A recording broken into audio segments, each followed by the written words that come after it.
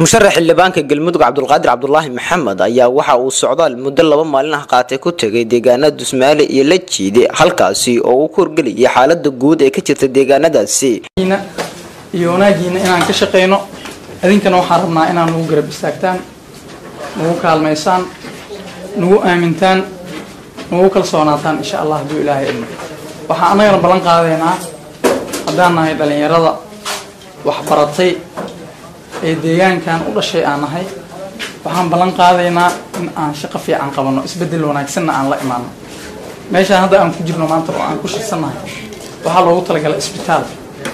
wali ma jirto qof patient ah oo lagu daweeyay waa qabiyo maxaa kilifay inuu qabiyo ahaado waxa kilifay anaga qabiya waa buhurdnaa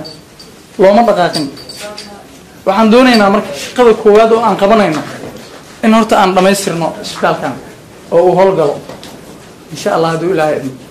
maadada labaad inaan ku xijino iskuulkii asagana inuu qabiyaha la isheey waan tagi doonaa maanta kormeeraan ku sameyn doonaa asagana inaan furno oo ka shaqeysino rag mutacallimiina ayaa halkan joogan oo dadka wax bari kara kuwa kale oo u dhashay baa jira oo magaalada ku nool waan keenaynaa insha Allah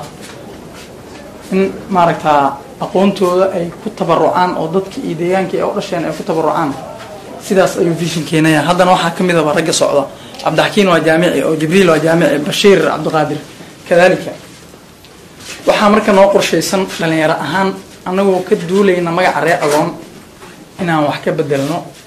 la jiiday qaabka hadda ee u taalo intii uu safarkiisa ku guda jiray ayaa waxa uu kulamo gooni la qaatay ururada haweenka ururada dhalinyarada iyo odayaasha dhaqanka dhalinyarada ka soo jeeda labadaas deegaan ayaa waxa ay musharax libaanka galmudug u sheegeen in ay ka dhalinyaro ahaan codkooda siiyeen kana doonayaan in ay mas'uuliyadda ay u dhiiban doonaan kaga soo baxaa sida ay ugu dhiibteen oo aan ku dooranay xilka maamulka galmudug aan ku hayna beesha Saleemaan Cabdullah waxaan rabnaa si firfircoon oo wax tarmale oo muuqal leh inaad ugu shaqeyso dalka iyo deegaankeeda ka wada matashid dan kugu dooran waana kugu garab taaganahay adiguna waxaan rabnaa inaadan hadiyada ku soo gudbiyaa xilka maanta lagu saaray nin la dhacdacaada noqon ee nin qaata aan tudo xanta waana kula garab taaganahay waana kugu kalsoonahay sidaa kugu kalsoonahay kala aanu inaad noogu shaqeysid oo xilkaas lagu haysid baa ka rabnaa السلام عليكم ورحمة الله وبركاته. شان حلقة فردية. إذا إنك كم بدو أمضان وقلنا أروح له أول مله ما عنده غلط عليه قوانين. ugu dambeyntiina musharax libaanka galmudug Cabdulqaadir Cabdullaahi Maxamed ayaa waxa uu sheegay in hadii ay mas'uuliyaddaasi ku aaminaan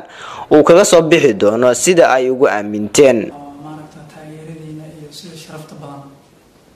maaragta masiirkiina iyo mustaqbalkiina iyo idmateen oo iyo kishfateen waxa ugu badan insha Allah inaan ka soo baxo dhammaantiin waa mahadsantihiin Assalamu alaykum wa rahmatullahi Abdul Fataax Maxamed Axmed Galmudug TV